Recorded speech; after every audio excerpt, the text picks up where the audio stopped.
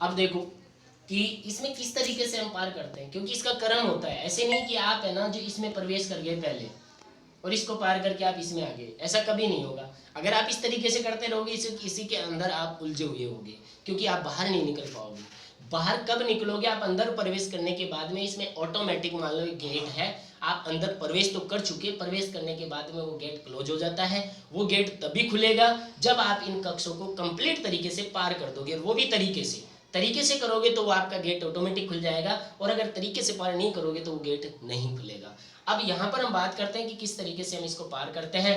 तो सबसे पहले मान लो कि आपने प्रवेश किया, तो आप सबसे पहले आओगे इस तरीके से, देख लो ऐसे आपने प्रवेश कर दिया इसमें। तो ये तीर के निशान ये कह रहा है कि हम इधर से ऐसे आ रहे हैं, यहाँ पर प्रवेश कर गए, हम यहाँ आ चुके। अब आगे तो साहब आगे दीवार आ गई। क्या आ गई? दीवार आ गई, तो हमें यू टर्न करना पड़ेगा, घूमना पड़ेगा। तो यहाँ से हम घूम गए ऐसे, इस तरीके से हम घूम जाएंगे।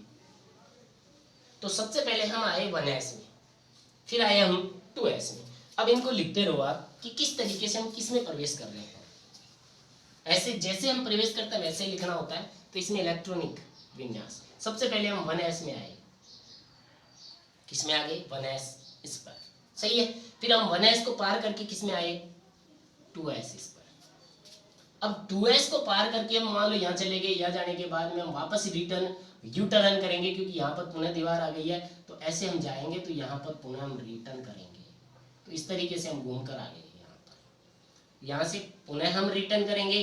तो इस तरीके से अब हम आए 2s के बाद में 2p6, 2p को हमने पार कर दिया। फिर आए हम 3s स्क्वायर, 3s को हमने पार किया तो 4s स्क्वायर, 4s को हमने पार किया तो 4s को हमने पार किया तो 3p6, 3p6 को हमने पार किया तो वापस अपन ने रिटर्न किया इधर, ये लो।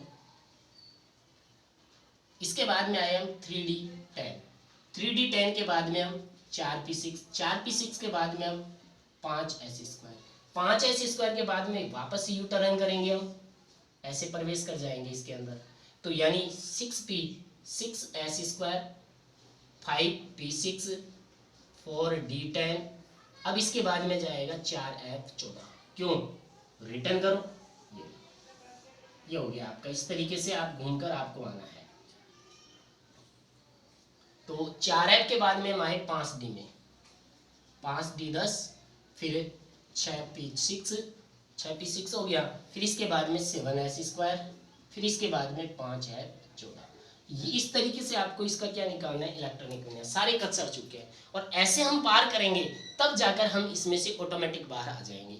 इसका एक रूल्स होता है, एक चीज ध्यान रखना कि भाई 3s स्क्वायर और 4s स्क्वायर, हमें पता है पहले ये आना चाहिए और फिर ये आना चाहिए, लेकिन इसमें एक क्या होता है? अपवाद होता है।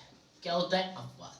अपवाद इसलिए होता है क्योंकि मुझे पता है 3s में हम पहले 3s में आते हैं, फिर 4s में जाते हैं। हम पहले हम 3s में आते हैं, फिर 4s में जाते हैं। लेकिन यहाँ पर थोड़ा सा हमें चेंजिंग करना है। क्या चेंजिंग करना है? कि अगर हम इलेक्ट्रॉनिक विन्यास लिखेंगे तो 4s स्क्वायर को पहले लिखेंगे और 3s स्क्वायर को बाद में लिखेंगे। रीजन समझो, क्यों लिखेंगे, ऐसा क्यों करेंगे? इसका एक ही कारण होता है कि जो हमारे पास में क्या होती है? अभिक्रियाशीलता। अभिक्रियाशीलता का मतलब ये होता है कि कौन सा तत्व कितनी अभिक्रिया करता है, कितने पावर स्ट्रेंथ में आता है। तो अभिक्रियाशीलता यानी यहाँ पर यह आती है कि 3s की जो अभिक्रियाशीलता होती है वो 4s की अभिक्रियाशीलता, 4s की अभिक्रियाशीलता कम होती है, 3s की अभिक्रियाशीलता ज्यादा होती है। सॉरी, 4s की अभिक्रियाशीलता क्या कम होती है, 3s की ज्यादा होती है। तो इसलिए इसमें पहले जाएंगे और इसमें बाद में जाएंगे। तो ये 4s को पहले लिखा जाता है। जब भी आप इलेक्ट्रॉनिक विन्यास निकालोगे 3s को बाद में लिखना है और 4s को पहले लिखना है। बस ये इतना सा ही डिफरेंट है इसके अंदर। बाकी यथावत उसी तरीके से जैसे अब मैंने कॉलम बनाए हैं उन कॉलमों के अकॉर्डिंग आपको इसके अंदर राउंड काटना है। बस राउंड काट दोगे इलेक्ट्रॉनिक विन्यास आपका बन जाएगा, और कोई प्रॉब्लम नहीं है इसके अंदर। बस इसी तरीके से आपको एक चेकर बोर्ड बनाना आना चाहिए। चेकर बोर्ड आपको बनाना आ गया तो आप आराम से इसके इलेक्ट्रॉनिक विन्यास निकाल सकते हो चारों कक्षों से, S, P, D, F। और मैंने बता ही दिया आपको, क्योंकि K के बराबर S होता है, L के बराबर S प्लस P होता है, M के बराबर S plus P plus D होता है, N के बराबर S plus P plus D plus F होता है। तो ये इस तरीके से आपको ध्यान रखना है। अब मुझे पता है कि K के बराबर S है, तो इनका योग इनके बराबर आ रहा है, तो मैं इनको उपकक्ष बना सकता हूँ। भाग हो गए यहाँ पर, L के 2 भाग हैं, M के 3 भाग हैं, N के 4 भाग हैं, तो इनके पार्ट हो रहे हैं, तो मैं ये कह सकता हूँ कि ये क्या है, उपकक्ष है। किनके?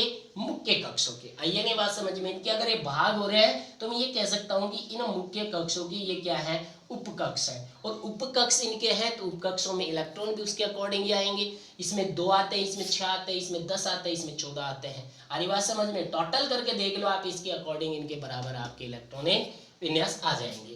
तो इस तरीके से आपको ये चेकर बोर्ड बनाना है। मैंने समझा ही दिया कि 1s को हम 1 से 7 तक क्यों लिखते हैं, क्योंकि जो S ब्लॉक चलता है वो आवर्त फर्स्ट से आवर्त 7 तक चलेगा। S ब्लॉक फर्स्ट आवर्त से 7वें आवर्त तक चलता है, तो इसका मतलब हर आवर्त में S आएगा।